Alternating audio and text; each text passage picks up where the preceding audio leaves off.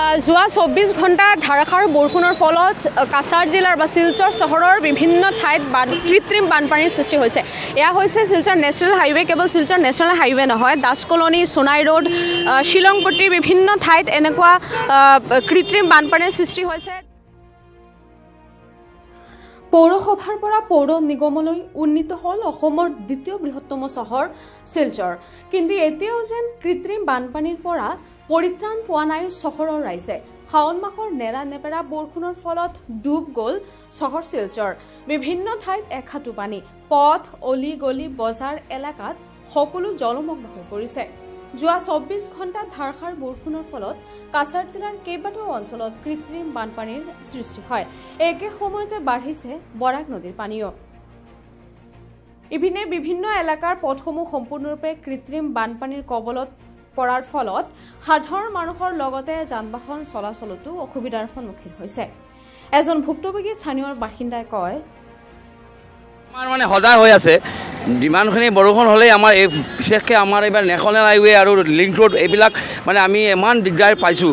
আৰু এইটো মূল কাৰণটো হৈছে মই যিটো জাজ কৰিছোঁ যে এইটো যে নালা আছে, আপুনি চাইছেনে, এই নালাটো মানে ইমান আকাই বেকাই কৈ গৈছে, কিন্তু এই নালাখন সদায় চাফ নকৰে। এইটো ইয়াতে চাফ কৰি থৈ যায়। আমি বিচাৰিছোঁ যে আমাৰ যে প্ৰশাসনক আমি ৰিকুৱেষ্ট কৰিছোঁ যে এইখন লাষ্টবোৰ যিখন আছে সেইটো তাতে যদি মানে এইফালে ক্লিয়াৰ কৰি থয় তেনেহ'লে এই সমস্যাৰ সমাধান হ'ব। নহ'লে আপুনি যিমান ইয়াতে চাফ কৰে একো কাম নহ'ব। সদায় আমি চাইছোঁ JCB লৈ আহে আৰু ইয়াতে চাফ কৰি থয়। বজাৰৰ ওচৰত যি ডাঙৰ জেগাখন আছে সেই ডাঙৰ জেগাখন চাফ কৰি থয়। এনেকুৱা থ'লে নহ'ব। এইটো ডাউনৱাৰ্ডছ আপ টু বাংলাঘাট আমি ৰিকুৱেষ্ট কৰিছোঁ যে এইটো যদি ক্লিয়াৰ থাকে এইটো পানীৰ সমস্যা সমাধান হ'ব। এইটো আমাৰ ৰিকুৱেষ্ট থাকিব।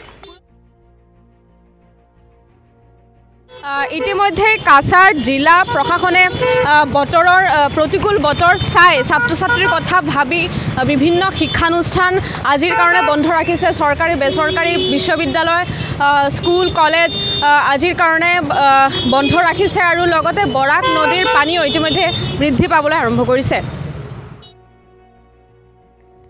ইপিনে বতৰ প্ৰতিকূল থকাৰ লগতে কৃত্ৰিম বানপানীৰ সৃষ্টি হোৱাৰ ফলত জিলা প্ৰশাসনে সাধাৰণ ৰাইজৰ সুৰক্ষা আৰু বিশেষকৈ ছাত্ৰ ছাত্ৰীৰ সুৰক্ষাৰ কথা মনত ৰাখি আজি জিলাখনৰ সকলো চৰকাৰী বেচৰকাৰী শিক্ষা প্ৰতিষ্ঠান বন্ধ ৰখাৰ নিৰ্দেশ জাৰি কৰিছে। কিন্তু পূৰ্ব নিৰ্ধাৰিত পৰীক্ষাসমূহ পূৰ্বে সময়সূচী অনুসৰি অনুষ্ঠিত হ'ব। এই সন্দৰ্ভত কাছাৰ জিলা আয়ুক্ত মৃদুল যাদৱে কয়, कल रात को कचार जिले में 24 घंटे में 156 मिलीमीटर की बारिश हुई है, जो एक वेरी हाई है फ्रॉम द नॉर्मल रेनफॉल। इसी को देखते हुए हमारे रिवर्स का वाटर लेवल बहुत तेज़ी से बढ़ रहा है, 8 से 10 सेंटीमीटर पर आवर बढ़ रहा है। एंड इफ़ दैट कंटिन्यूज तो by today we will cross the warning level and हमारे सारे स्विच गेट बंद हो जाएंगे।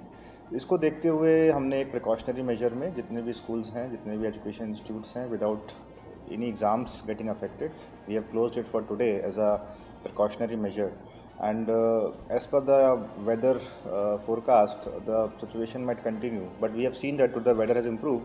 However, we are waiting and watching, and it is requested that जितने भी हमारे यहाँ पे लोग हैं अननेसेसरी मूवमेंट अवॉइड करें। घाट से मूवमेंट, घाट के पास जाना, रिवर के पास जाना अवॉइड करें। इलेक्ट्रिकल अप्लायंसेस को ठीक से रखें, लाइटनिंग को के बारे में देख के रखें। और हमारे जितने भी डिज़ास्टर मैनेजमेंट का सेटअप है, आपदा मित्र हैं, सर्कल ऑफिसर्स हैं, उनके साथ संपर्क करें। শিলচৰৰ পৰা আখি দাসৰ প্ৰতিবেদন, লোকেল 18।